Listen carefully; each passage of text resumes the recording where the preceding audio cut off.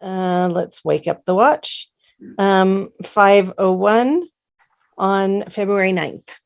And I'll open the meeting of the study session for the Planning Commission. We have 4 planning commissioners here at this point: myself, Commissioner Jensen, Commissioner Henry, and Commissioner Knudsen. Hopefully we will be. Sorry. What's that? Sorry to interrupt. We just got another in the room. 5. Yeah. Oh, Peter, 5. who else is here? Peter. 5. Yeah. Oh, Peter. Okay, good. Peter, we're going to hold off on the introductions until the end. So Aaron, if you can shoot to finish up about 20 minutes too, which will give us 5-7 minutes to do introductions. And we may need to come back to the TMAC issue. I have been attending TMAC, that stands for the Transportation and Mobility Advisory Committee, which I believe in its charter is part of or is subsidiary to the Planning Commission. And one of the expectations is that there will be a planning commissioner who attends that. I've been doing that for the last year or so, but the time is, I'm reminded that I need to read the chair statement. So I have that here. Due to Utah County's high level of coronavirus cases as determined by the state's COVID-19 transmission index, I have determined that conducting meetings with an anchor location presents a substantial risk to the health and safety of those who may be present there. Therefore, for the next 30 days, all meetings of the Planning Commission will be conducted via electronic means. Okay.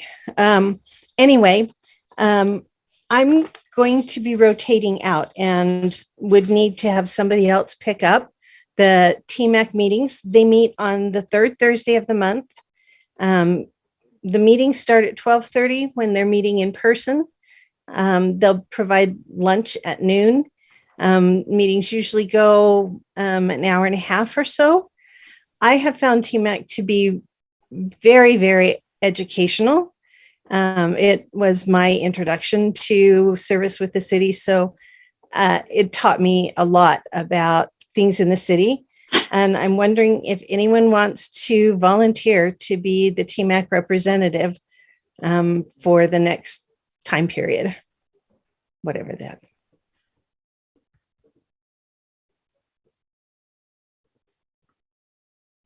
No voices.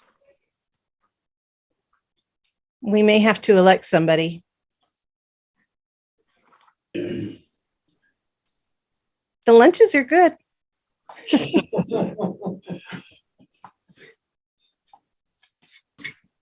Okay, well. You said it was the 3rd Thursday?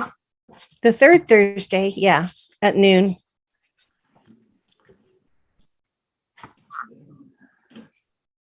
And they've been going through downtown corridor, things that can help with the pedestrian mall aspect of that, setting priorities. That's been a big project. And I think the prioritization will continue to be, but I like knowing what's coming down the pike for those areas of the city. Active transportation is really important to them. And so they're looking at ways to encourage active transportation modes, as well as making the network for cars as safe and efficient as can be. I'd be happy to attend. I only have a conflict in June on the 3rd Thursday, so. Okay. I understand that the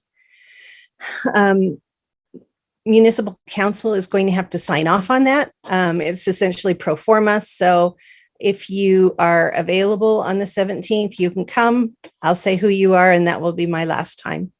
Okay. And then we can move forward. Great. Are Thank they you, still Lisa. virtual right now? Yes. I do not know when the city is looking at going back to in-person meetings. So I would look forward to doing that again, but I don't know how bad. I don't pay attention to the counts anymore. We now have Miles Miller with us as well, and Dave Anderson has joined us. So I will go ahead and again keep the introductions for the final item and go ahead with item 3 on our study session agenda, which is a discussion of the campus mixed use zone. Aaron, I assume you have that. Yeah, I'll go ahead and start that discussion. Thanks for giving me the time to have this. We thought this would be a good idea to bring forward after the last meeting, and I think the wise thing to do here is to kind of start off with a little bit of history of how we got to that zone and to all the multifamily zones, really. So prior to 2012, when people wanted to do any kind of multifamily development outside of the downtown area, typically they would apply for a pro zone, where they essentially wrote their own zone. If I go down, you all seeing the code on the screen? Yes. Yeah. If I go down to 1450 is where the pro zones start. So you can see as I slowly scroll that as we kind of took this approach of the pro zones, it quickly kind of got cumbersome. They just kept going. New ones kept getting created. For every new project, there's a new zone. I think we got up to 38 pro zones. I think you could probably understand how that would be difficult to manage as staff, manage as a city. Not only dealing with taking in a new zone for each new project, but managing all those different regulations around the city, having a different zone with each of these projects. So to get away from this pro zone kind of pattern that the city was going through, in 2012, we established multifamily zones. So you can see those here: low density, medium density, high density. Campus high density was one of those. I'll hit on that in a minute. Campus mixed use, and more recently we added the very low density. The campus zones are the campus high density residential zone and the campus mixed use zone were looked at kind of in more detail and kind of looked at how they could be applied in the Joaquin plan. As we were going through the Joaquin plan from 2012 to 2014, as a planning staff, we were working on a future land use map. I can go to that. Let's shrink that down a little bit.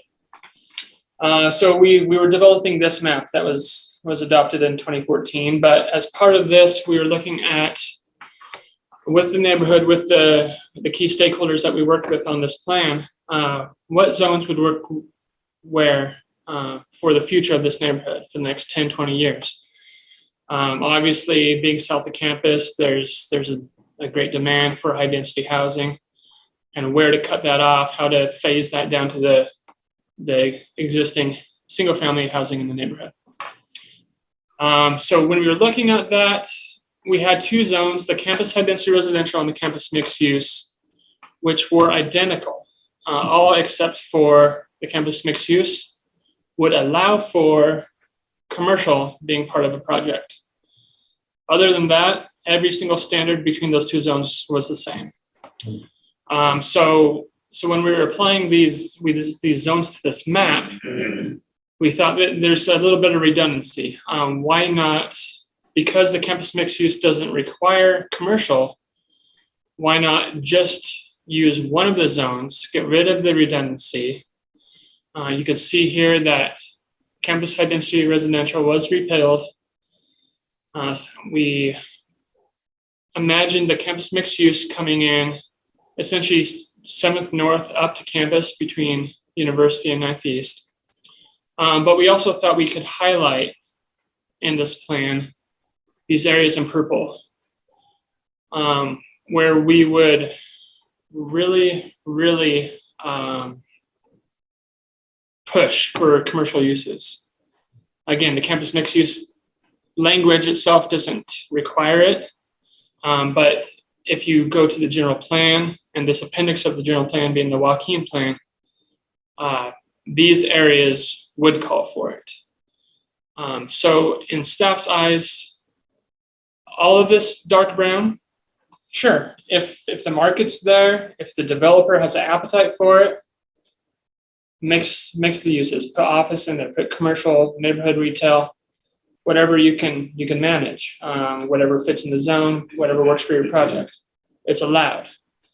These purple areas, staff's really going to push for some neighborhood commercial uses in anything that redevelops in these areas.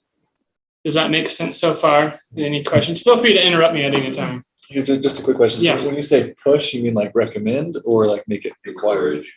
Encourage, yeah. I mean, we can't, the way the zone was written, it doesn't require it. Okay. This Joaquin plan kind of does, but again, it's an advisory document. It's a visionary document. Okay. So it gives the expectation that the city would promote and support commercial going here. Gotcha. Support any plan that had that, any development plan that had that. And whether we would support a redevelopment on this portion that didn't have that, it probably depends on the project, right? Gotcha.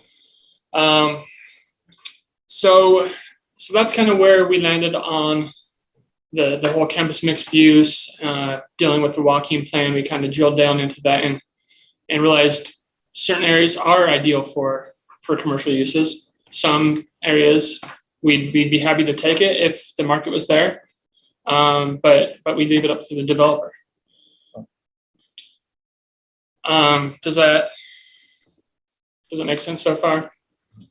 Yeah, Aaron, do the BYU buildings count as sort of pseudo-commercial that are essentially the ones on 800 North in some of those purple areas? No, those are more like kind of quasi-public facility uses, not so much commercial. Okay. What's there now? Is there Let's go there. Yeah.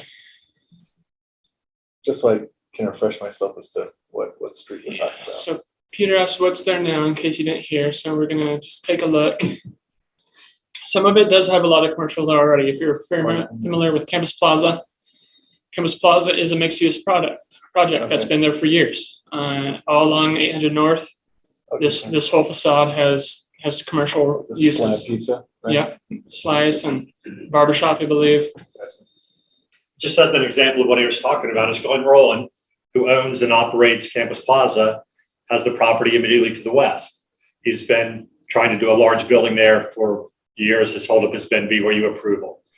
But very early on in his discussions with us, we asked him to put commercial uses on the street frontage like he has over in Campus Plaza, where slab pizza is and hair cuttery. He agreed to that and has planned that into his building from the very beginning.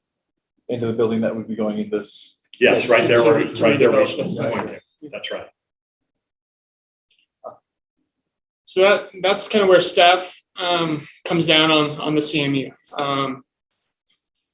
Hopefully that helps. I thought maybe it'd be helpful to kind of jump in to the campus mixed use text itself, starting maybe with the purpose and objectives. I think the name of the zone kind of leads to a false perception. It wasn't only with the planning commission, it was with the city council the next week. So maybe there's some amendments that we can we can make. Maybe there's some changes we can make in the code to make it more clear on what the purpose of the zone is. But I'm happy to take any questions or feedback on ways we can improve on this language to help paint a clearer picture for future projects in the CMU zone. So Aaron, just in the first line, Mhm. if you said encourage a mix of residential and commercial uses, that would indicate that it is optional, Sure. or some other word is, Right. but something like that.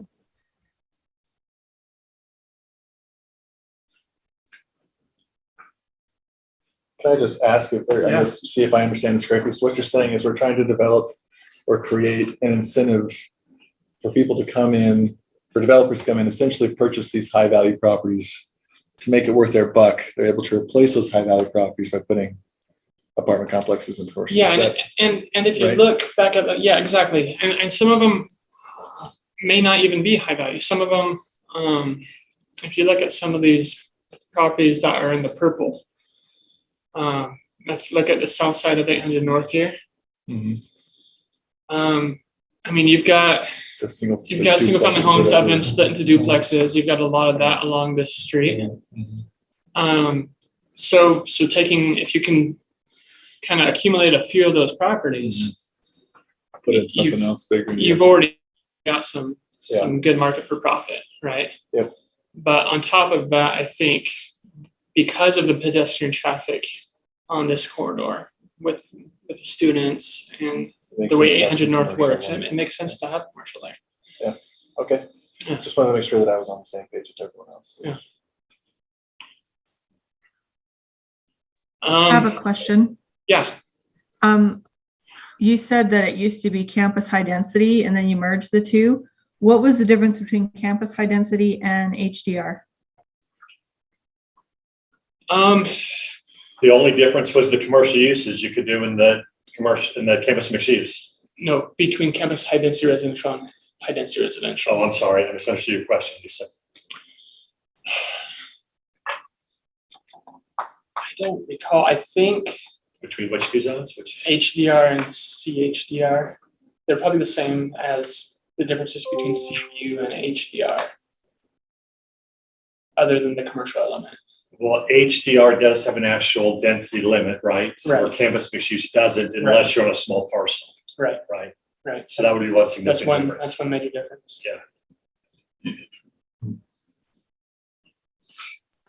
So HDR has a limit, but CMU does not?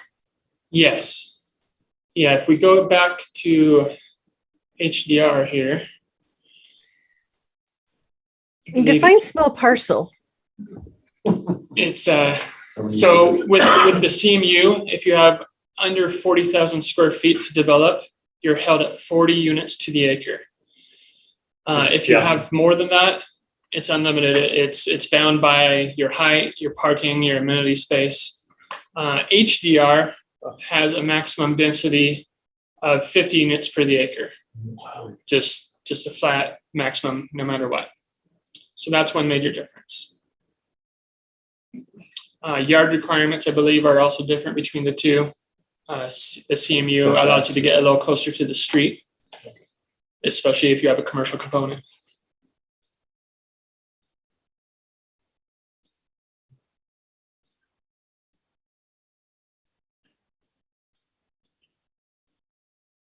I think this kind of goes into a bigger discussion of, we have all these zones, we have all these different multifamily zones. We have zones that Lisa's alluding to that are pretty similar, right? There's variations between them, but really the way we use them is they're all just kind of different tools in one toolbox, right? So our Title 14 has, you can see, a number of different zones. A project comes to us, a lot of times the people applying, the developer, the property owner, they come to us with a concept or project. They don't know what zone they want to ask for. They don't know what zone is going to work for their project. So we help them find the tools in our toolbox that would get that project done. If it's a good project, if it's something that we think makes sense for the area, makes sense in context in the neighborhood, we're going to try to help them find the tools that will make it get approved, will help it get approved. If it's something that is too tall, too dense for the area, we're going to recommend that they look at something smaller and recommend maybe a zone that would supply something that we would recommend a positive recommendation to you guys for. But really, the zone that's used doesn't matter to us as much as the project that it brings. If that makes sense. It does. There's I think one of the concerns may be future redevelopment in a place that has a particular zone and what might be permitted because the zone exists, that wouldn't necessarily have been welcome when the zone was created. But Okay. That would normally be something that is, down the road quite a few years. Sure. And that, if I understand what you're saying, right, you're talking about kind of a pre-zoning idea, Lori? Well, I'm thinking of us giving something campus or high density residential or something like that, with a no specific thing, but we're talking about a specific project. And then if that project for funding reasons or other things falls through, or 20 years, 50 years, when that building has reached its end of service, what then gets created in its place because of that particular zone. I think that's one. I mean, that's a very long-term view, but I think that's one of the concerns is what does it allow outside of the specific plan? Yeah, I mean, I think that's a valid concern. I think that's why we encourage when someone's not using the full potential of whatever zone they're asking for, we encourage the use of a development agreement. I think that helps give the security, the confidence to not only staff, but the city, the neighborhood, that they're not going to come back, or a future developer or future property owner is not going to come back and try to do something bigger and something that wasn't imagined when the zone was given. So does a development agreement become a covenant that runs with the land? It's recorded on the title. Typically, it's a contract between the city and that developer. So I'm not sure, Bill, maybe. If the land is sold? Yeah, it is a covenant that runs from one property owner to the next. The attorney's office, Brian Jones, time a project has been built, most of the things that you would put in a development agreement should have been fulfilled, because it deals a lot with the actual development of the property and consistency with the plans they've given us. But it is a covenant that runs with the land. It is recorded, so it pops up on title searches, so people are aware of it. Okay, that's actually reassuring to me.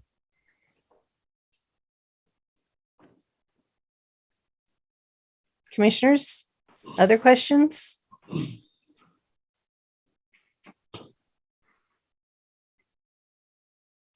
Okay.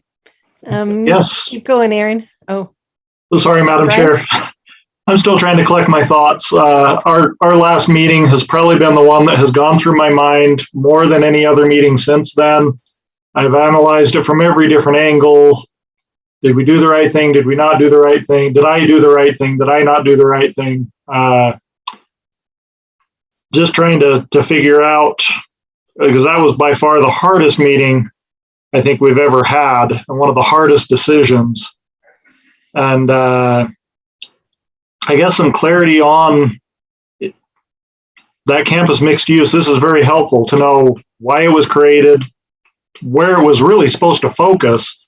I guess a question, it's kind of branched out beyond that walking plan. Was that the intent, and was it expected that that was going to branch out beyond that? Or is that something that is an unintended, an unforeseen circumstance, that it's going beyond this plan or other plans that may exist? No, it was not intended to only apply to this area. Okay. It's not intended that way. Yeah, you're only seeing that here because this just focused on the boundaries of the walking neighborhood. I think Got it. we could fully expect it to go east and west of campus as well, right? Or even north. Right, right. We do have a couple north, don't we? Yes. Yes. Yeah, there's one being built right now north of the stadium. That's what I was remembering. So I guess for me in that last meeting, it was a real struggle because I did like the project. I guess it was maybe a battle of semantics and moving things around. And is that going to open the door for others? I mean, there was a lot going through my mind, still a lot going through my mind. But that's probably the thought that's stuck with me the most since is, do we consider it as a project on its merits on its own? And if it conflicts in a gray area with the zone, is that a reason to deny it? That's still a question I'm still not 100% clear on what I would do in that situation. So still learning, still trying to figure this out. Love to hear some other thoughts. Yeah, Brian, if I can, I mean, you're not the only one that's had a lot of thought and discussion about that since that last meeting. I think as a staff, we've talked a lot about TDMs since that, and I think we do need to be careful with those. I mean, that's essentially providing more density and more height. Anytime you reduce the parking on a project, that's allowing the developer to add that many more units and that much more height to the building because it's that much less parking.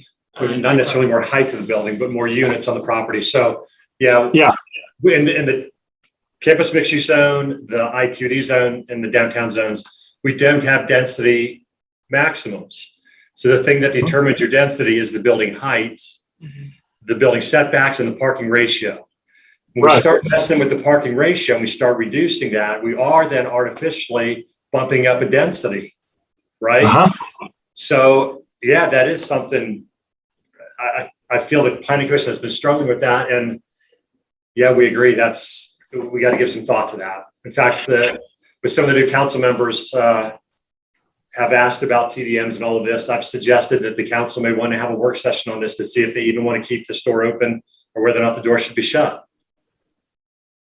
Yeah, because for me, it's one of those really tough chicken and egg problems. If this develops out right, that parking won't be needed, and then it's wasted space down the road. But right now, we kind of need it because it hasn't fully converted to that walkable, lots of destinations. So it's that transitory point that 20 years from now, we may not need the parking. But unless we start allowing those projects to be built at those higher densities, we're also not going to get there where the parking will be reduced. So it is a crazy chicken and egg problem. It is. And on the other hand, Brian, I think some of the planning commission has pointed out before is that a lot of the TDMs are very legitimate in cutting down daily trips.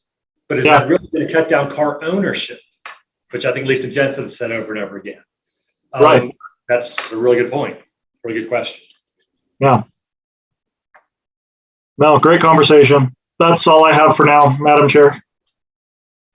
Okay. Other comments, questions? Anyone from the conference room?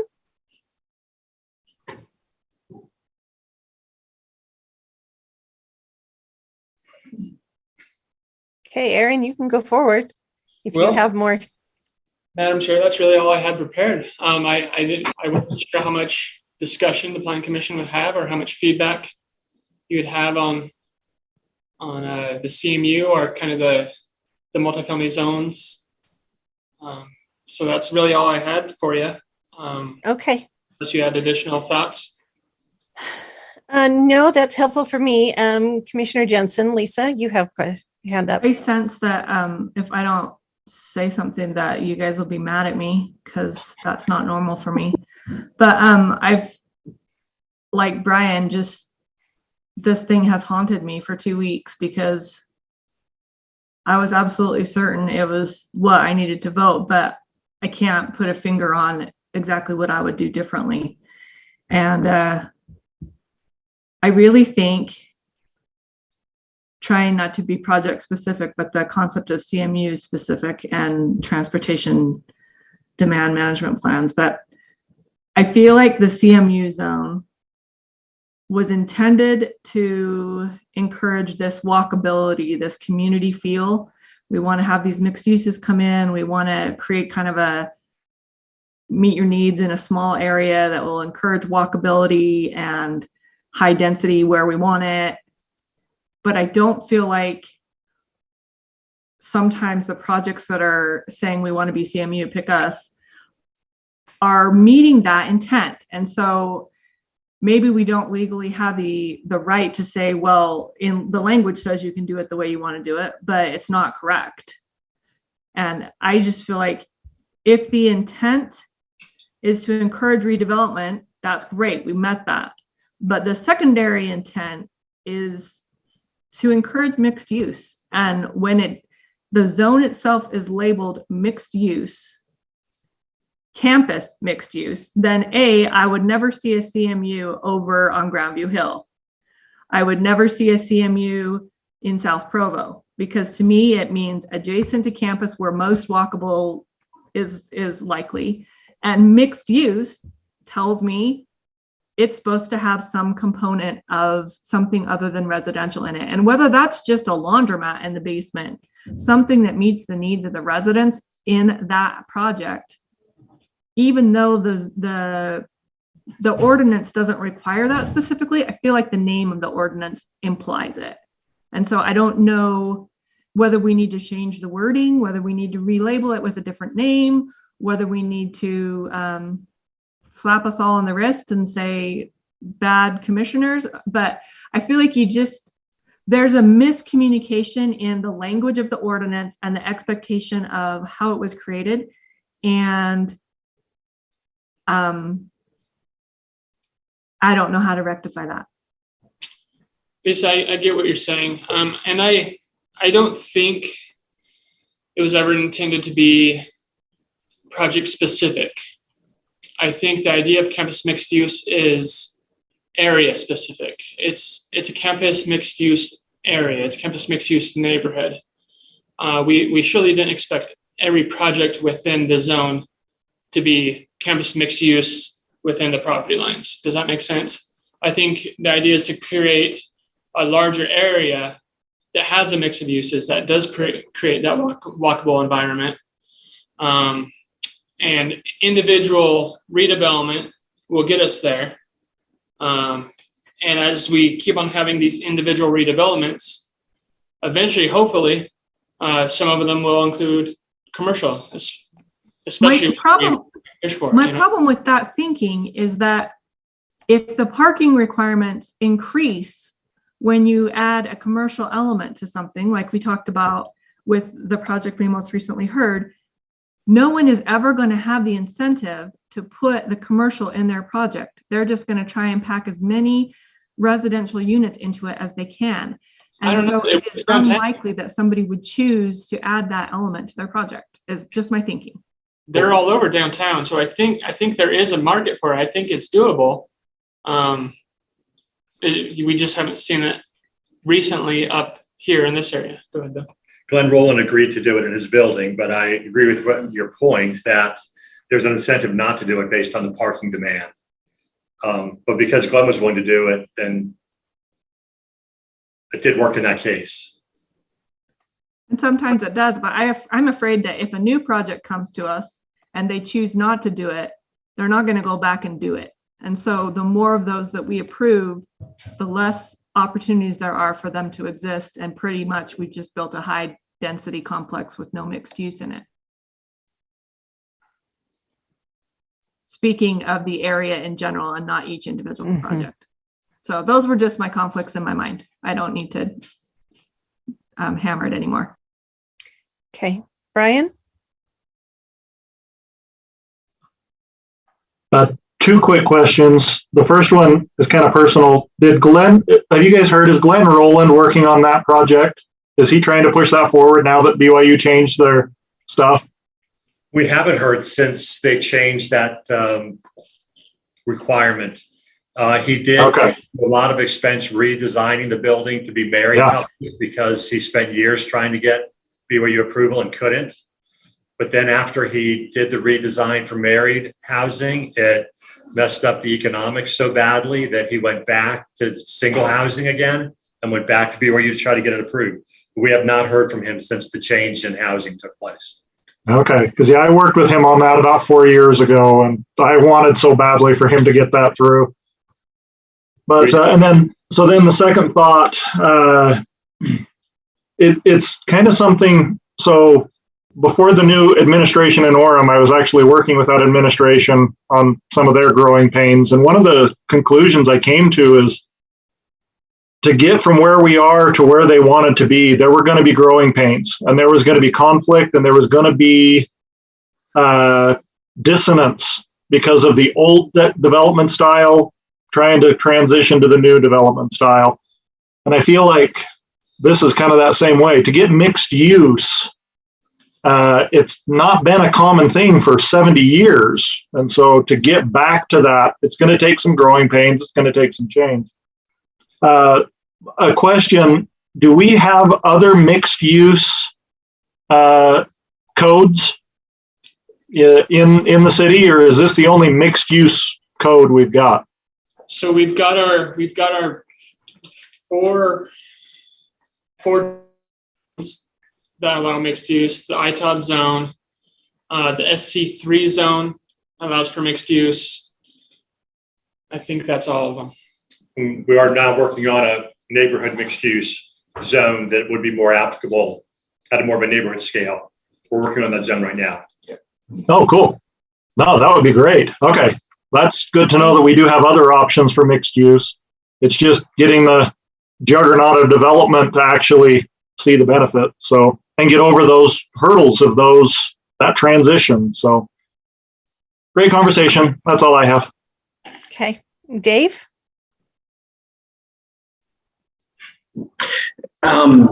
Just to some of the comments that have been made about nomenclature, I think that matters. For me, it's relatively easy to get over, the idea that you'd have a zone that would allow for a mixture of uses, but it wouldn't necessarily be required. I appreciate the comments that have been made about the idea of having somebody do a study and justifying the provision of maybe a lesser amount of parking than what a code would otherwise require and that type of a thing.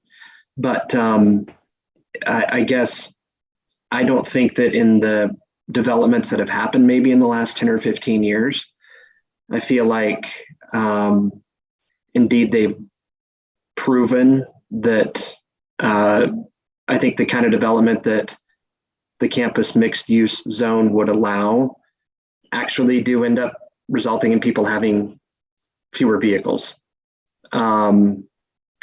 So I'd much prefer to see some more rigid standards relative to a zone like that. I think that makes things more predictable from an approval perspective. I think that makes it easier for an advisory body like us to weigh in on and that type of a thing. And frankly, I'm always a little bit skeptical about studies that are performed by consultants that are getting paid by somebody that's certainly going to benefit from one particular outcome when they're really hard to peer review and to critique and that type of a thing. So I think there is a bias built into that process that may lead to the city getting less than the best result. Kind of back to nomenclature. I think it matters for me just in trying to genuinely communicate with the community. I'm not saying that anybody's trying to be deceptive or anything, but I remember the project that Paul Washburn was working on, and I believe got approved to convert the motel that's right across the street from the BYU track, which I think, and maybe Bill, you or Aaron can tell me if this is right or wrong. I think that was zoned like some type of married student housing zone. Is that right? It was I thought it was commercial. it was CG, general commercial. Is what it was. What was the zoning changed to allow for the conversion to the apartments? It's CMU. Is that what it was? Let's see. It's on the map. He just scrolled away from it. Yeah. That's right. What's that green? Or is it, it's the red? It's Right There it is. right there, yeah. CMU. Okay. Yep. So it is CMU.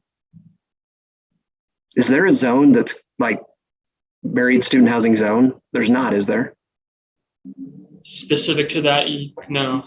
Okay. So I'm just misremembering how that played out, but yeah, I'll just disregard that thought. There were conversations about that being potentially married student housing.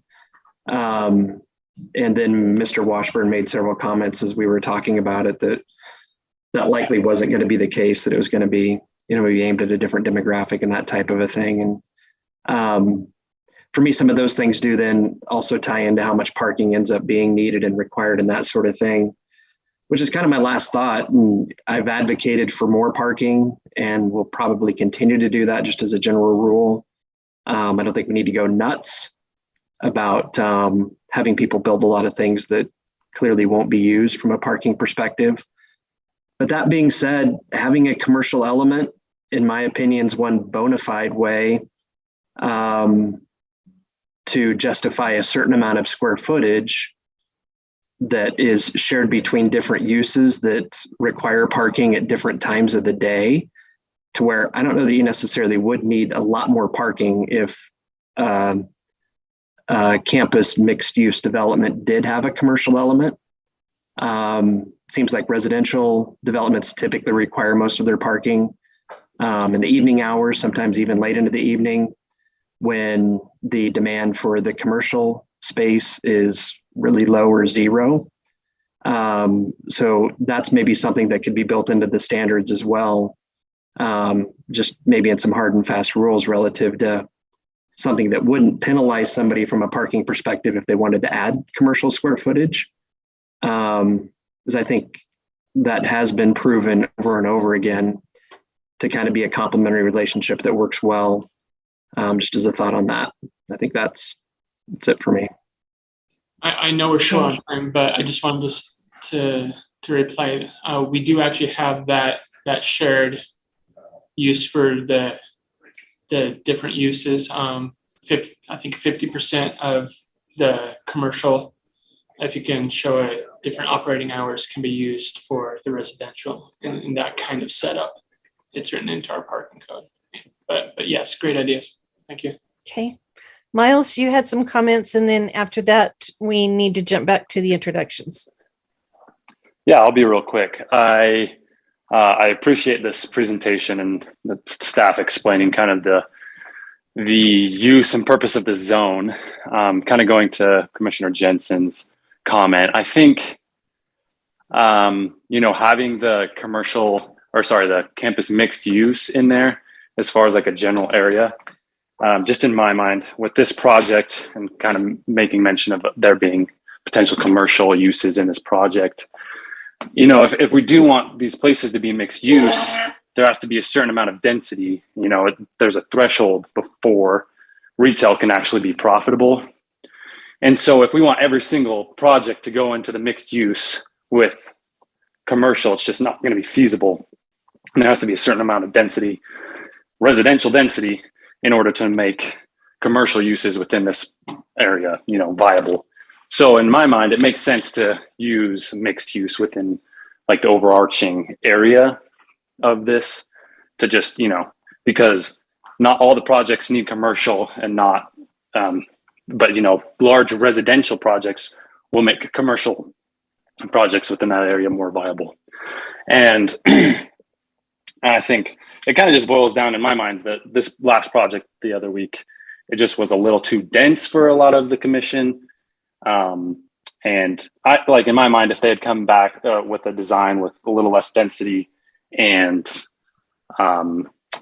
just the design of the building, like the little elevation thing they had uploaded, if it looked really good, I think we would have felt really good as a commission to approve it. But just the overall design wasn't great and the density was a little high. So I think that it might have been more than anything the pinch point for us as a commission. But that was just what I wanted to mention. Okay, thank you. Thank you. So everybody, and Aaron, that was a really helpful discussion. We'll do our very quick introductions since we have new members. I'll start off. I'm Laurie Urquiaga. I am not in development. I think I'm the only one here that's not. I am a law librarian, so I have legal background, but not real estate. But it's been fascinating and interesting, and I've enjoyed being part of the Planning Commission. I'm going to kind of make a circle down the table or down what I'm seeing as the grid. Lisa. I'm Lisa Jensen. I also am not in development as far as getting a paycheck from anyone in development. I stay at home. However, my degree was in urban planning, and I worked at Provo City a long time ago before I started having children. And I love this stuff. So I don't know what else I need to say. There you go. Yeah. I'm here because I want to be here.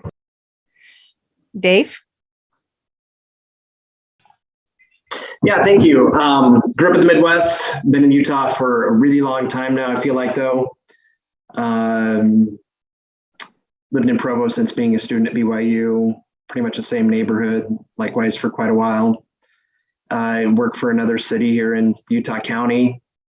I love watching television. It's kind of my favorite thing to do. And that's me. Okay. Daniel? You're muted. Danny Gonzales, born and raised in Provo. Have my undergrad degree in city and regional planning from Cornell University, and formerly an attorney. And I've been working in development for a couple of years now. Yeah, and I'm just an interested citizen, and after a lot of time away from Provo, just glad to be back in Provo. Good. Miles? Hi, sorry, I just had to unmute myself real quick. I'm Miles.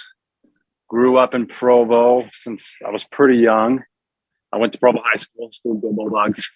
I currently work for the Root Home. I'm a housing specialist for families who are staying in the homeless shelter up in Midvale, and kind of work with different partnerships in the Salt Lake area, helping with homeless services.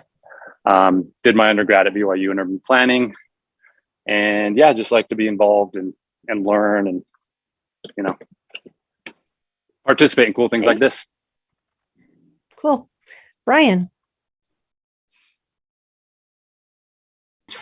So Brian Henry, I was born and raised in Orem, married my high school sweetheart, and then we stole away to Albuquerque for about 6 years, where I got a degree in landscape architecture. I was going to go into urban planning, but one of the counselors said, we were in the midst of the recession at the time, and he says, get a landscape architecture degree and do urban planning, because when things go bad, urban planners get fired first.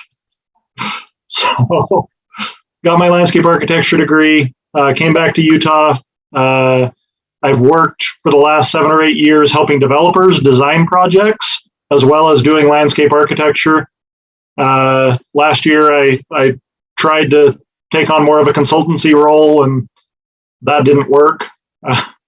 Currently not sure what I'm going to do next. I am helping a couple developers again with some projects. We'll see where that goes. But love city planning, love building vibrant places, and just want the best for our cities. So that's kind of why I'm here. So that's me. Great. Okay, we've got Robert and Peter in the conference room. Robert Knudsen. I wasn't born in Provo, but raised in Provo. Attended BYU. I got a degree in chemistry. Worked out at Geneva Steel for 30 years in the chemistry area department. Have a farm in West Provo. Have had for many generations.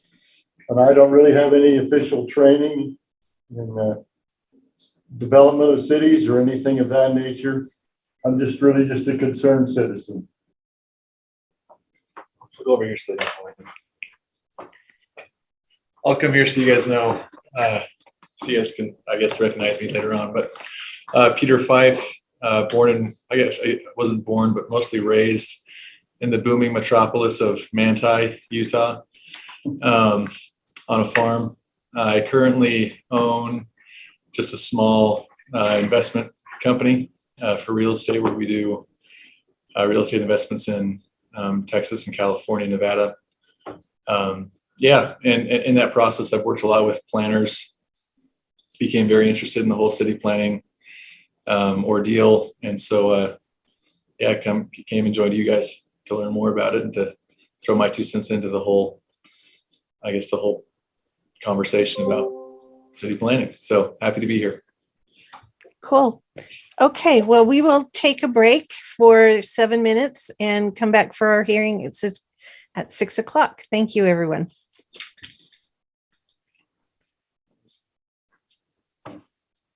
What's your name? Oh, I'm Sione. Sione? Yeah, nice to meet you. Cool. It's a new plan.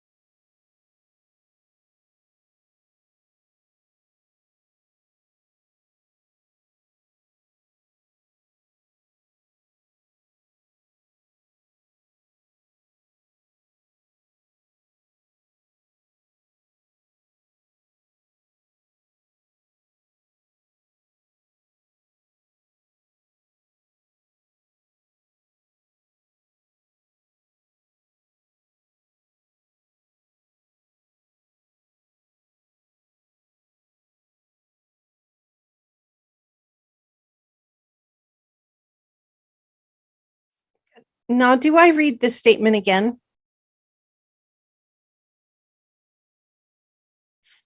Okay. Today is February 9th, 2022, and this is the Provo City Planning Commission hearing. I'll read a statement about open and public meetings. Due to Utah County's high level of coronavirus cases as determined by the state's COVID-19 transmission index, I have determined that conducting meetings with an anchor location presents a substantial risk to the health and safety of those who may be present there. Therefore, for the next 30 days, all meetings of the Planning Commission will be conducted via electronic means. And we will call roll so that the commissioners can introduce themselves and state whether or not they have conflicts. Lisa Jensen. Lisa Jensen, no conflicts. Daniel Gonzales. Daniel Gonzales, no conflicts. Brian Henry. Might not be back. Robert Knudsen. Robert Knudsen, no conflicts. Peter Fife. Peter Fife, no conflicts. Miles Miller. Miles Miller, no conflicts. Dave Anderson. Dave Anderson, no conflicts. Brian Henry. Brian Henry, potentially one conflict on item 1 tonight. Okay, thank you. And I'm Laurie Urquiaga, no conflicts. With that, we have 3 items on our agenda tonight. The first item is administrative, and the Planning Commission will make the final decision for that. The second and third items are legislative, and we would be making recommendations to the municipal council on those items. Let's see, we'll start with item 1. Jennifer Gordon requests project plan approval for self-storage units located at approximately 1765 South Colorado Avenue in the M1 Light Industrial Zone, East Bay neighborhood. Brandon Larson has the staff report for this.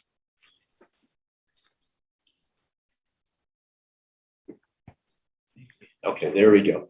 Thank you. Just having a little bit of a time getting our slides to work here.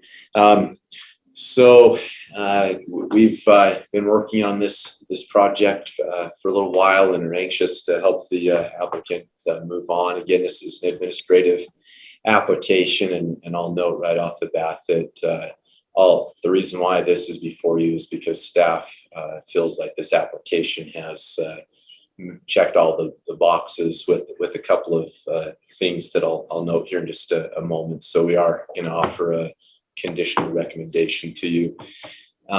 So this has been through CRC review. So that obviously means it's been reviewed by planners, engineers, power, whole gamut of city employees and reviewers. So this property is roughly 12 acres, and it's just north of Lakeview Parkway and a little west of State Street.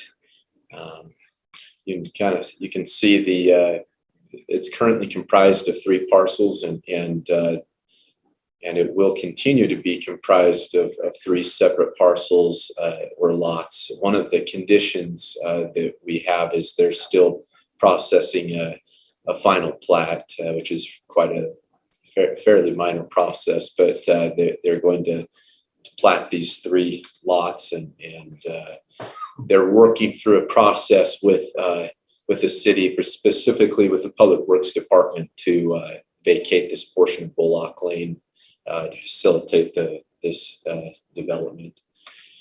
So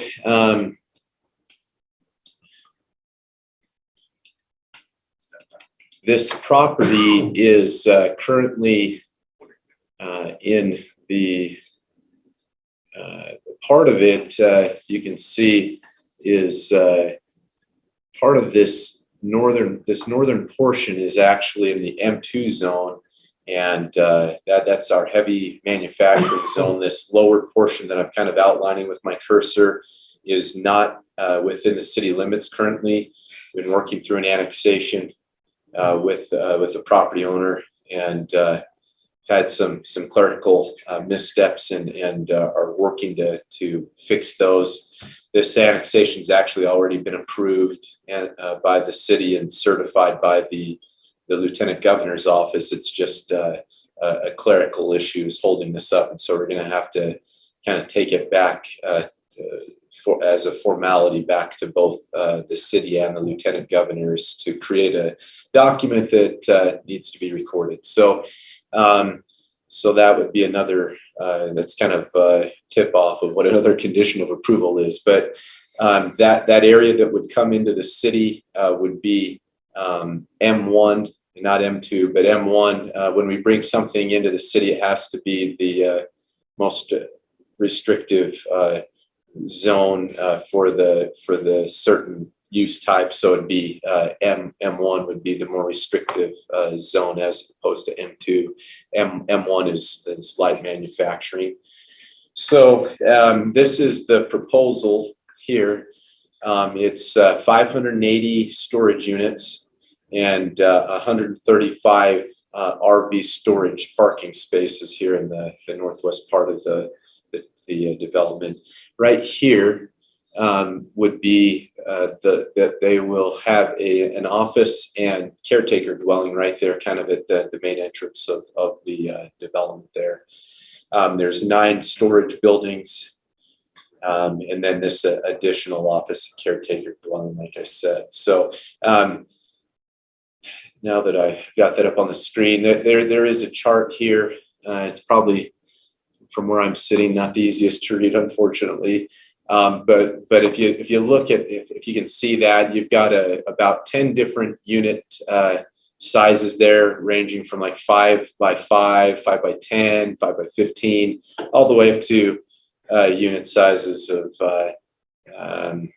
somewhere around, I think it was 30 by 50, somewhere in that neighborhood. Yeah, it's 15 by 50. 15 by 50, yes. I knew it was 50. I couldn't remember the first number, but it's quite a range of use of sizes. The majority of them kind of lie in the mid-range there, with like a 15 by 30 or a 15 by 20, something of that size. So you've got 580 units proposed. So give you kind of a little bit of a snapshot. Again, there's 9 buildings, and I didn't want to put all the elevations up for all 9. But here's building 5. This is the caretaker office and a unit or a storage building attached, and you kind of get a sense of it there. That you'll have some masonry, hardy board, and on the office there, and a lot of metal. The majority of the buildings would be constructed of metal. And here's building 9, so I think pretty representative of some of the other buildings that you would see, metal buildings with the roll-up doors. Office and caretaker floor plan. Plenty of office space on the bottom, and then your caretaker dwelling up top, about 1,200 square feet. There's a limit on the size of a caretaker dwelling in the code, so they're limited to 1,200 square feet. Landscape plan. One of the things I'm really happy about with this project is they're going to beautify the property by adding a number of trees along Lakeview Parkway. Some at the entrance of the development, and then along that this is a railroad right of way, and you've got a school over here. So we've got some trees that would be planted along the kind of the northeast side of the development, and there's going to be quite a few natural trees that will not be torn down. So in all, it looks like with the existing and the trees that will be brought onto the property, there'll be roughly 200 trees on the property. So we're grateful for that and grateful for the beautification of the property that's proposed. Just a quick look at the property here. If I'm sure you've all driven on Lakeview Parkway or 1860 South towards State Street, when you come over this kind of viaduct or bridge and over the railroad tracks and hit 7-Eleven there. So right about here is that viaduct, and so you'd see this is Colorado Avenue that comes off of Lakeview Parkway right here. This is coming down. This is on Colorado Avenue and onto Bullock Lane, which again would be vacated. And this is on top of that viaduct and you can see the mill road, the rail line there. And then finally, this is kind of actually in the interior of the property. We're grateful. I think this project is going to be a good thing. It'll help clean up some things that are currently that I think this is a couple years old. I'm not sure. I know I've had some anyway, was familiar in a different jurisdiction, believe it or not, about some issues with this property, and grateful that it's going to be utilized for a development that will, I think, beautify the area. So with the landscaping. So that's what we've got. Again, the applicant has met all the requirements. The three things that I noted that we need to discuss as far as conditions of approval would be one, that this annexation process that I referred to be completed with the city and lieutenant governor's office. Again, this is a clerical issue. It's just a matter of staff working with the property owner to, or working with the lieutenant governor and the city to get some clerical things taken care of and get that plat recorded. And then we've got a final plat, final subdivision plat that's in process. That's a really minor thing, and we'll work with the applicant to get that completed. And then there were two, and you may have seen this in your staff report. Public Works gave you a statement of support for, or a statement recommending approval of this proposal, and they had a couple of comments that needed to be addressed.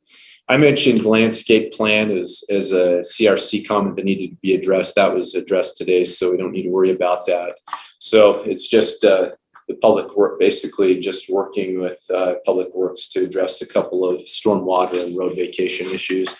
So staff would recommend that the Planning Commission approve the proposed project subject to the following: the completion of the annexation process, the approval of the subdivision application, and the completion of the CRC comments.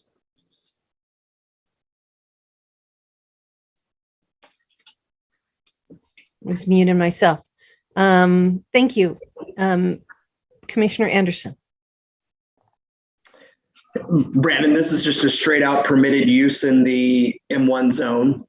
M1 and M2, as is the RV storage. Okay, thanks. Yep. Commissioner Gonzales.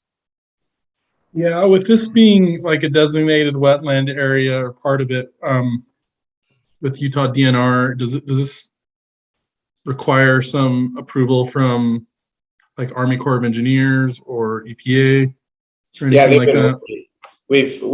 I've seen communications with the Army Corps of Engineers on this property. Public Works Department reviews applications for those issues, and I saw there were no outstanding wetland issues. Their application reveals that they'll impact 4,000 square feet of wetlands, and they were allowed to impact about 4,300. So they're not impacting any more than they were allowed to, and Public Works has no outstanding issues that they may be aware of on that issue. So is it just the square footage that's a threshold for like Army Corps permitting, or is it something else? Yeah, as far as that's the one thing I'm aware of, is that there's a threshold of impactable land, and they're not exceeding that. That's I know that I saw that a note from the Army Corps of Engineers that they said they needed a permit, and so the applicant has been working with. I know that the Public Works reviews those types of issues, and they had no corrections in their statement relative to wetlands. All right, thanks. Commissioner Jensen. I was wondering about the landscaping on the south side. I know there's a big drop off, especially as the road starts to go up to the overpass. It's way down there. Are they planning on putting fill in there so that it's up closer to the road? Or is that just going to be a landscaped kind of a canyon area that leads down to it? Yeah, I'm not aware of any fill that will be brought on there to raise up the land. The applicant may be able to correct me, or Dave, and I'm not aware of a filling effort to raise that up. Yeah, so Brandon, our discussions with them, they would like to beautify that, and in order to do that, it would have pretty much a straight across to the slope, so that would eliminate that big dip. So it would end up being maybe just an incline instead of a gully. Yeah, and anything. I mean, the road was built with slag, and so anything that's better than slag is a better thing. Yeah, that's going to look nice there. I just was curious if it would even be visible because it was so steep and low. Thank you. Commissioner Gonzales. Yeah, just another, maybe this could be addressed when the developer is on the call, but this area, I've known it or seen various homeless people in the area on the properties, encampments. And I just want to hear when they have their chance to speak, just if they're aware of that and they have any, how they plan to address some of that or mitigate those things. Okay. Anyone else? All right. Then we can bring in the developer. I understand they're in the conference room. That's correct. Okay. That does not look like Jennifer to me, so. No, this is Chris Hartel. So yes, we are very aware of the homeless situation there. Part of the reason we were doing the vacation of some of the property was because on that hillside coming down on the overpass to the flat area, there's a lot of space where homeless could continue to occupy. So the landscape plan, albeit it's fairly accurate, we're going to probably move the buildings to the toe of the hill so that won't encourage people to be there. The remaining portion will be wetlands, but the good news is we'll have staff on site, 24/7. So if we have problems down there, we'll call the police. But most of what we have would be wet, so they probably won't have much of an opportunity to encamp there. Maybe to the north they will, but I think otherwise, I think we've kind of dealt with that the best way we can. Okay. I have a question. Why are you keeping 3 lots? Are you anticipating that they'll be severed in the future? No, it just makes it easier to do financing. So we'll do this as a 3-phase project. Phase 1 is the west property. That'll be probably followed up fairly quick with the east property. And then the southeast property will be phase 3. Okay. Commissioner Henry.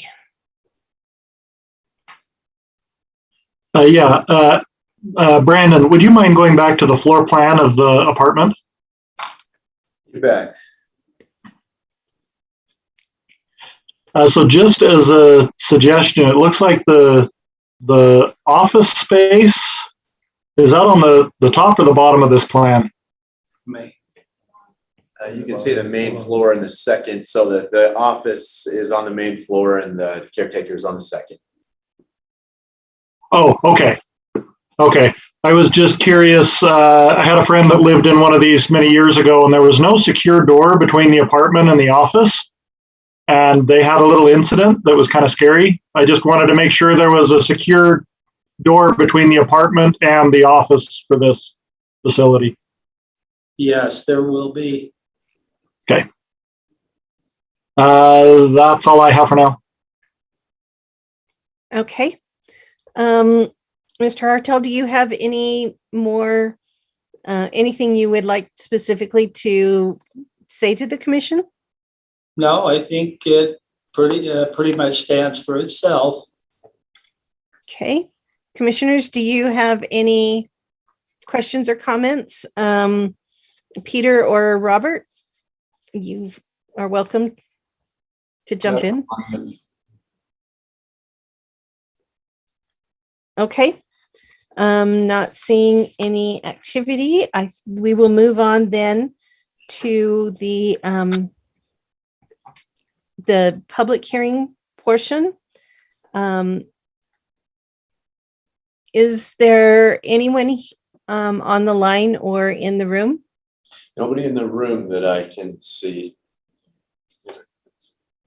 Are you guys here as an applicant? Yeah, I'm Jen. That's Jen, yeah. Okay. So we'll give a minute for public comments to come in.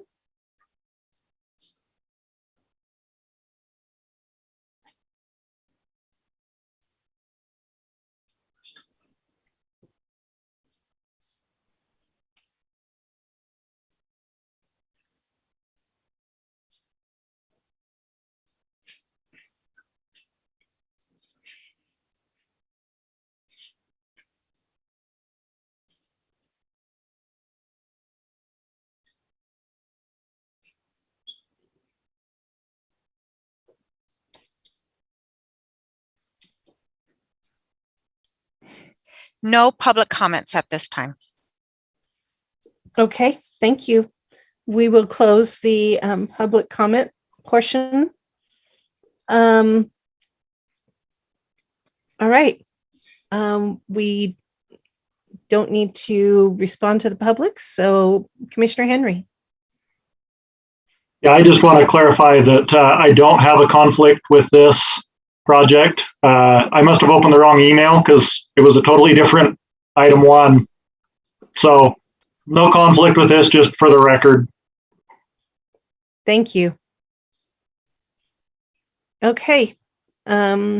Discussion on the application or on the item.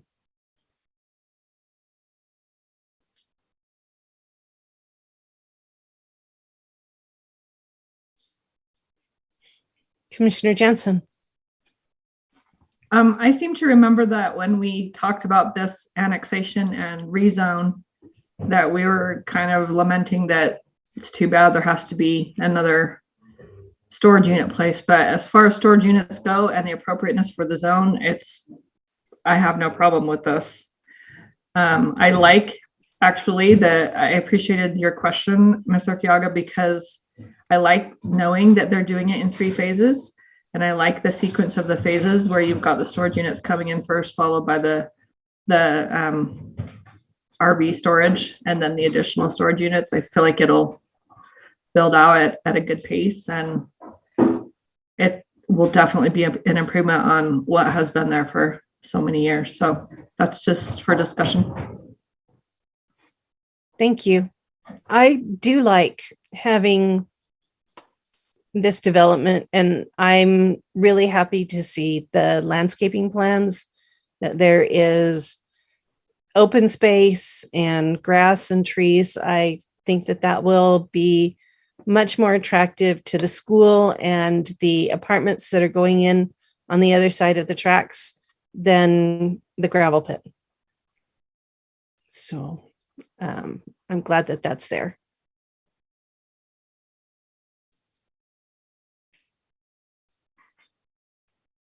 Any additional comments, questions? If not, we could entertain a motion.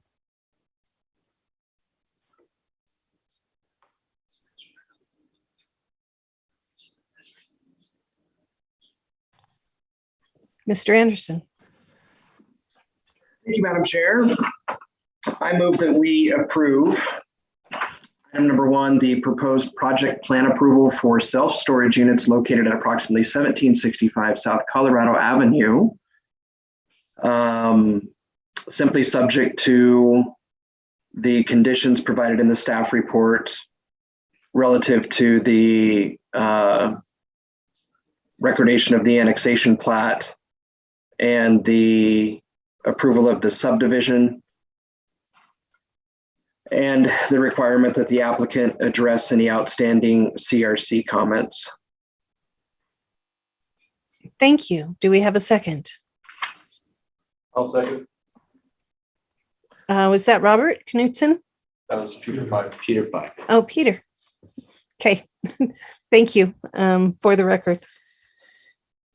All right. Do we have any discussion on the motion? I will proceed with the roll call. Commissioner Jensen. Aye. Commissioner Gonzales. Aye. Commissioner Henry. Aye. Commissioner Knudsen. Aye. Commissioner Anderson. Aye. Commissioner Fife. Aye. And Commissioner Miller. Aye. And I also vote aye, so that is unanimous. Moving on to item number 2. Development Services requests Ordinance Text Amendments to Title 14 of the Provo City Code to correct errors and clarify language in zoning code regulations with citywide application. Aaron Ardmore has the staff report. All right, thank you. You all received the staff report with the actual language in it. So I'll just keep it on this screen unless you have specific things you want to put on display. I've got all the language on the following slides. But basically what we're looking at is things that we found over the last 12 months that needed fixing in the code. Easy fixes. Nothing that's making substantial changes to any actual regulation, but just a lot of clarifications or corrections of typos or wrong references, things like that. So we propose these to you that we would carry these to the city council with a positive recommendation. Okay. You're taking the images out of 1434-295. Yes. And I can understand that stylistically images might become dated. So I can see why maybe that's not the right place for them. But are you going to have examples maybe as an appendix or some other document that could be used as reference to indicate? I know that in other situations, we've actually added images in, although they haven't been specifically architectural styles. They've been other kinds of things like, retaining walls and things like that. Yeah, happy to address that. So the text is still there describing what the images we're trying to describe. As planning staff, ever since I came on, I've had concerns with these images, and we finally pulled the trigger on pulling them. The reason we didn't push for any attempt to replace them with better imagery is because we have staff working on a revision of the downtown design standards, a more comprehensive kind of overhaul of these for our downtown zones. So if those images would come, they would come with that revision. So this is just a short-term measure to kind of clean up what we have for now. Okay. That was my question. Commissioner Henry. Maybe this is a bit tongue in cheek, but it feels like we all see the same architectural style come through. Could we just leave that architectural style in as not permitted so we can get some variety? Sorry, I just had to address that. I don't have anything else. You don't want cookie cutter buildings, huh? They all look the same. Every project looks the same and they're boring. Actually, sorry, I do have another question. Can I cut? No, go ahead. One question I had on figure 3 in the landscape diamonds design. Do you know the rough size of those diamonds? Ooh, I don't think that is described in the code. I think because further up in the code, these plans have to be stamped by a landscape architect. There's some discretion left to their expertise. I like I say, I don't believe that's regulated. Okay, I actually just saw it there. It was on a different page on my form, but landscape diamonds, a minimum of 5 feet by 5 feet.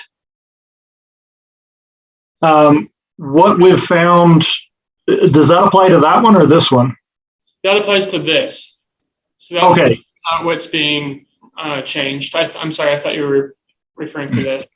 Oh, okay. No, the one with the diamonds. I see it there now. Yep. One thing we found is those are often too small to support a tree and the trees always die. And we found you need at least 8 feet by 8 feet, which then makes the parking impossible. One solution we came up with on another project was between the diamonds to require permeable pavers to allow water to get in. That way the tree roots do spread. They get some air and water from those. That may be something to look into on that to help those trees survive a little better. Okay, that's helpful. Thanks. Cool. Thank you. Commissioner Anderson. Yeah, thanks, Brian. Perfect segue.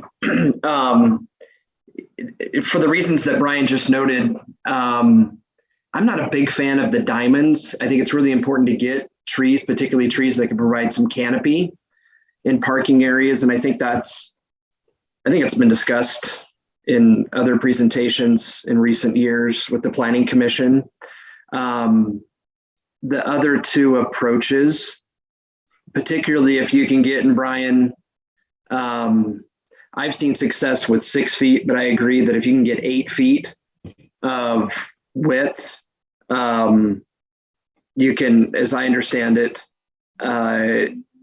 accommodate just that many more different types of species of trees that maybe have a greater and greater propensity to provide canopy over, black asphalt that tends to get pretty hot and that type of a thing. So simply put, and I like the approaches, maybe except for the diamonds, but the landscaped islands, maybe instead of requiring one island for every 3 parking spaces, even if it were one island for every 6 parking spaces, but effectively giving you 2 booking ending it, those islands were bigger to where you'd have with 9 foot wide parking spaces and 54 feet between those islands. Conceivably you could have trees that would get really close at least to having, canopy to canopy coverage someday with that kind of spacing. But with that 5 foot width, my concern would be that you'd be constrained on the types of trees that you can use, which I think is pretty detrimental for what I think we're trying to do here. The same with the idea of the landscape strip. Most of the time, it seems like when those are used, you get more shrubbery and that type of a thing instead of trees, because people usually don't want to get wide enough to be able to accommodate.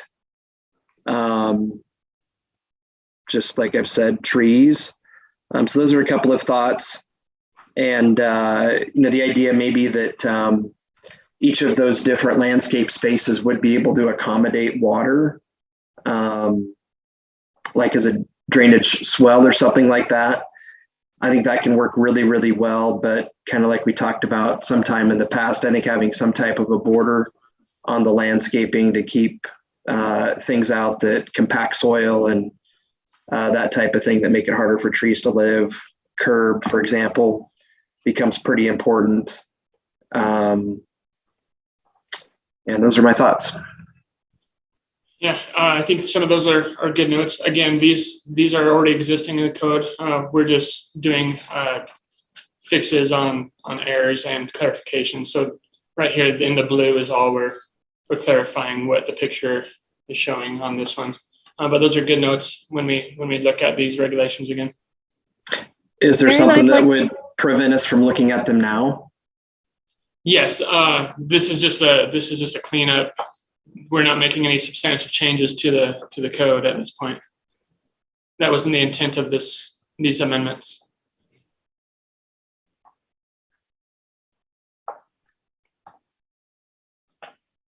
So Aaron, Yes.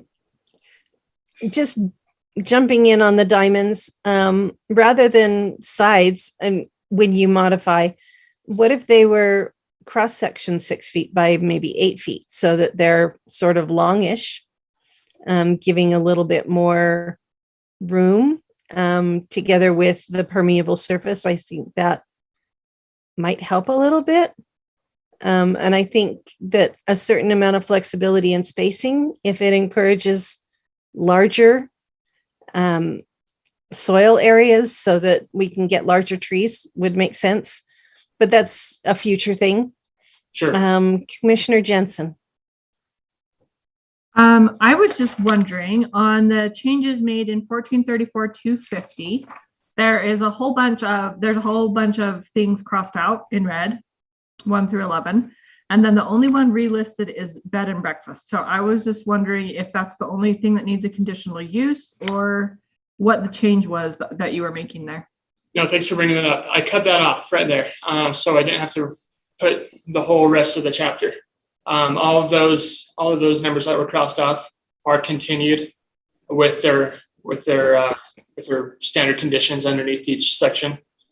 But they were redundantly listed before they were again listed with their conditions. So we're just taking out that kind of introductory numbering at the beginning of the chapter.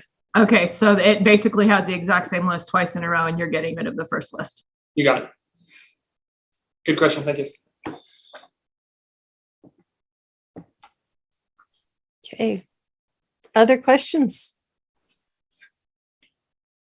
Robert or Peter? None from us. Okay.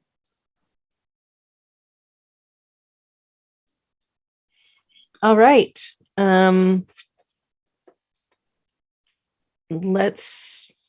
don't really have a neighborhood to particular discuss, but do we have anyone on the line for public comments?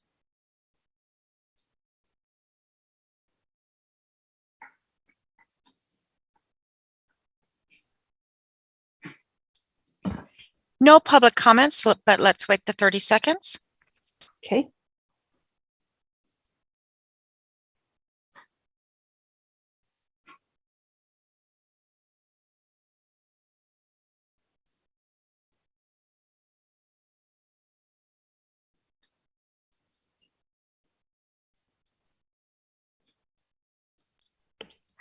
No public comments. Thank you. All right. questions or comments? Time for discussion, commissioners?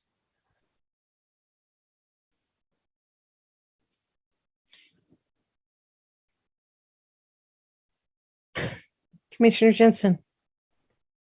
I would be happy to make a motion if we're ready for one. I would be happy to welcome that. Seeing no objection, please go ahead. Okay. I appreciate staff that you are cleaning it up, and I think that you have acknowledged that people have suggestions that would maybe be something to address later. But as we stand, I would like to make a motion that we recommend item 2 for approval. Development Services requests ordinance text amendments to Title 14 of the Provo City Code to correct errors and clarify language in zoning code regulations. Thank you. Do we have a second? I'll second. Okay, thank you. That was Peter again, right? That's Robert. Robert that time. Okay. Your voices are similar, at least from my speaker. Young voice. Okay. All right. Any discussion on the motion? Okay, seeing none, I will go through the list again. Commissioner Jensen. Aye. Commissioner Gonzales. Aye. Commissioner Henry. Aye. Commissioner Knudsen. Aye. Commissioner Anderson. Nay. Commissioner Fife. Aye. Commissioner Miller. Aye. And I would also vote aye. So that is 7 aye and 1 against. All right. Going to item number 3.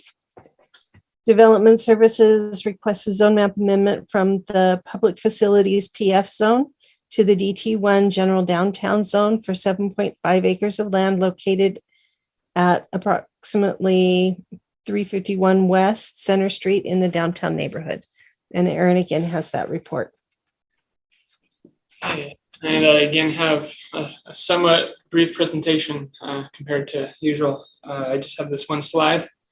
You should be familiar with the properties we're looking at. So our current city center, the Covey Center, and our future city center being built, where these 2 buildings are shown and kind of down through here. So this is already zone DT1. This is going to be redeveloped. We are in contract. We've partnered with the Make Money Group to redevelop the current city center site once everybody's all moved out and it's ready to be demolished. We anticipate a redevelopment of mixed use here, which DT1 would support. The general plan supports downtown zoning on these blocks, as well as the downtown neighborhood plan. So it's just kind of making way for those changes to happen, for those that development to come in, and making these blocks to kind of conform with the general plan. So we are recommending approval, recommending that the Planning Commission recommend approval of this zone change to the City Council to make this change. Okay. Question, the surrounding area is already DT1? Yes, all the brown? Orange, brown, yeah. Or, well, yeah. I tend to be colored. Okay. The Covey Center does that fit better in DT1 or public facilities, or does it matter? It actually fits in both. So it's going to be a permitted use no matter what zone it's in. We just thought it'd be cleaner to have it all be DT1 zoning. Okay. And Covey Center is owned by the city, or is it a private facility? Nope, the Provo City owns it. Okay. Owns and operates it. Okay, good. All right. Discussion and questions, commissioners?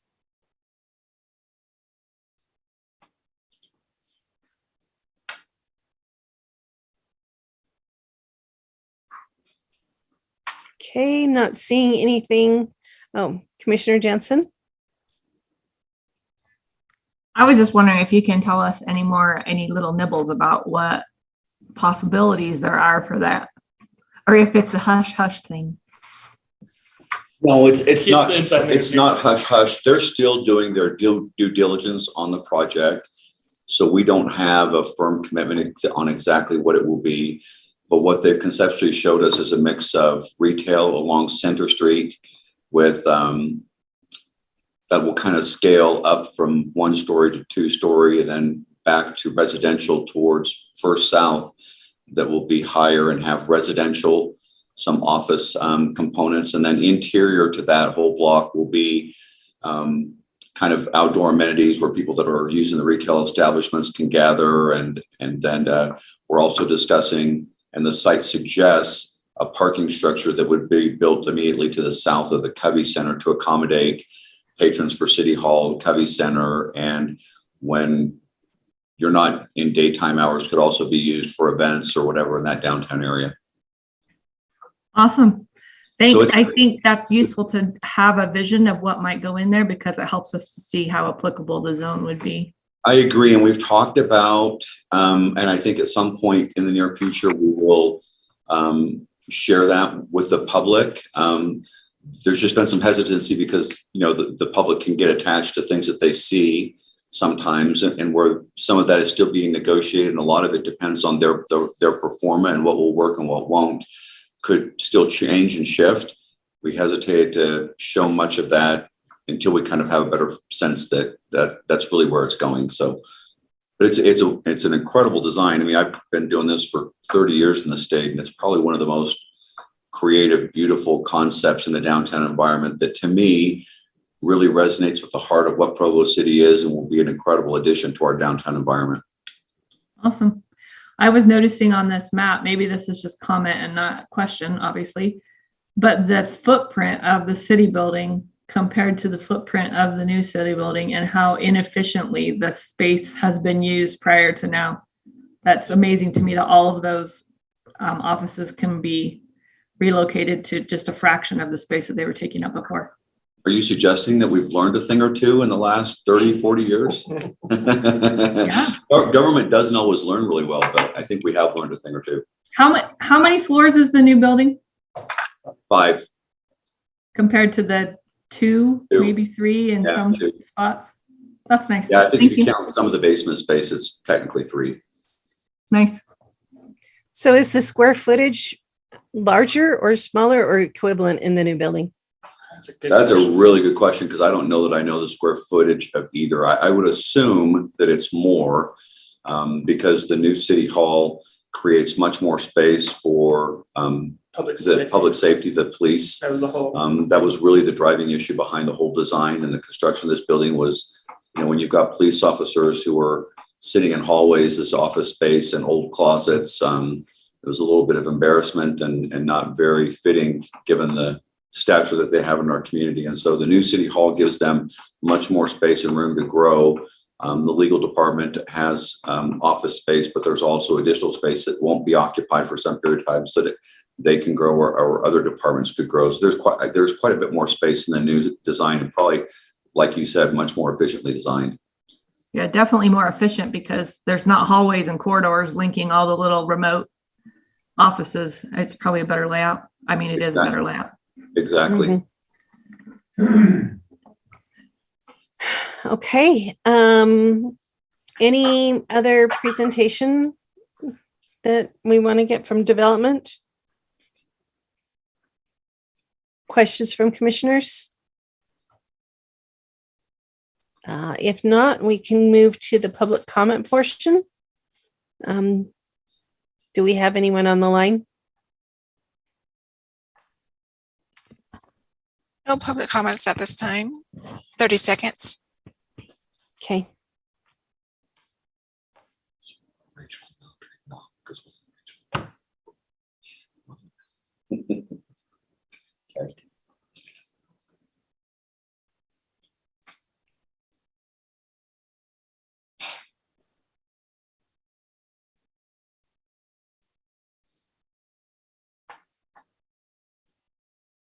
No public comments. Thank you. All right. Another opportunity to discuss, question, comment.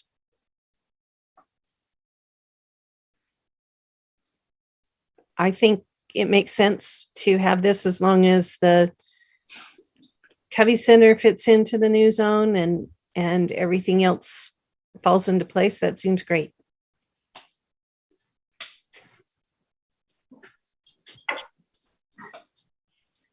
Commissioner Henry. Yeah, just some clarification. So the height on this potential proposal, the greatest heights are on First South. Did I understand that right?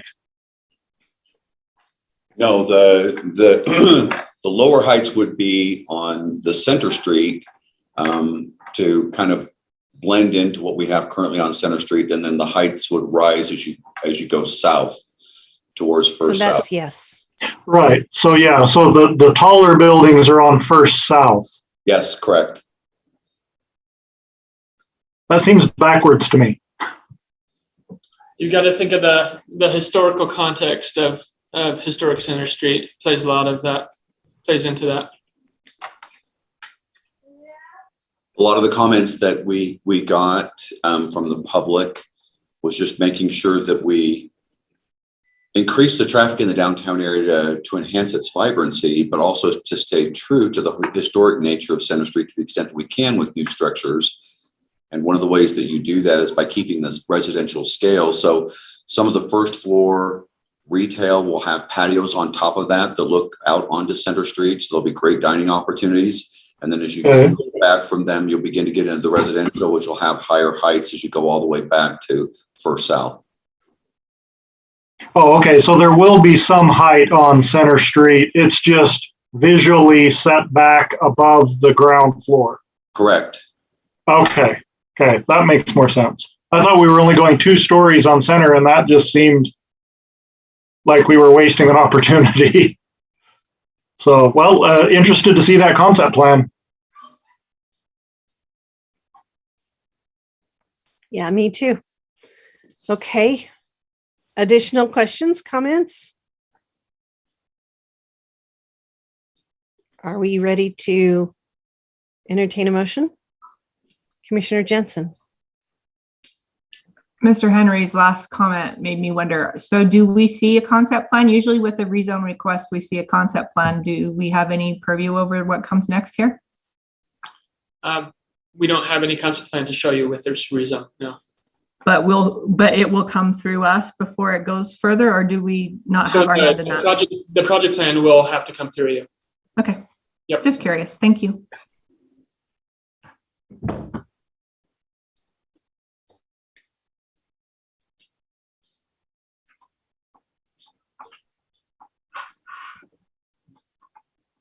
This is Commissioner Fife. I can make a motion if that's acceptable. That would be great. All right, I'll give this a shot. This is my first time. So I recommend that we vote to approve item number 3, development services. Recommend. Sorry, recommend. So we're recommending that the municipal council approve. All right. I recommend that we recommend the city council approve. Correct. Item number 3, development services requests a zone map amendment from the PF zone to the DT1 zone for 7.5 acres of land located approximately at 351 West Center Street, downtown neighborhood. Thank you. Do we have a second? I'll second. Commissioner Knudsen. I can keep you straight when you're doing 2 different things. All right. Any discussion on the motion? All right. Seeing none, we'll move forward. Commissioner Jensen. Aye. Commissioner Gonzales. Aye. Commissioner Henry. Aye. Commissioner Knudsen. Aye. Commissioner Fife. Aye. Commissioner Anderson. Commissioner Miller. Aye. I vote aye. Did you vote aye or nay, Dave? You're Sorry. muted. Yes, aye. Oh, okay. After I moved on, I realized I hadn't really clearly understood what it was. All right, so that is unanimous in favor.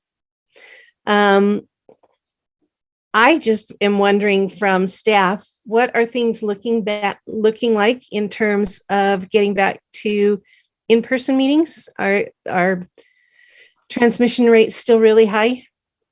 I haven't heard of a change. That's gonna have to come down from the mayor's office, and I haven't heard anything. I don't know if you have, Keith. We haven't heard anything. No updates for you. Sorry. Okay. Any other business items on the part of the commissioners? If not, we could have a motion to adjourn. I'll make a motion. Commissioner I'll Henry. second it. I motion we adjourn. Okay, we have a motion to adjourn and a second, which was a first. So, all in favor? Aye. Aye. Aye. Aye. Okay. Thanks, everybody. Very helpful. See you in a couple of weeks. Yep. Thanks, Lori. Thanks, guys. See ya.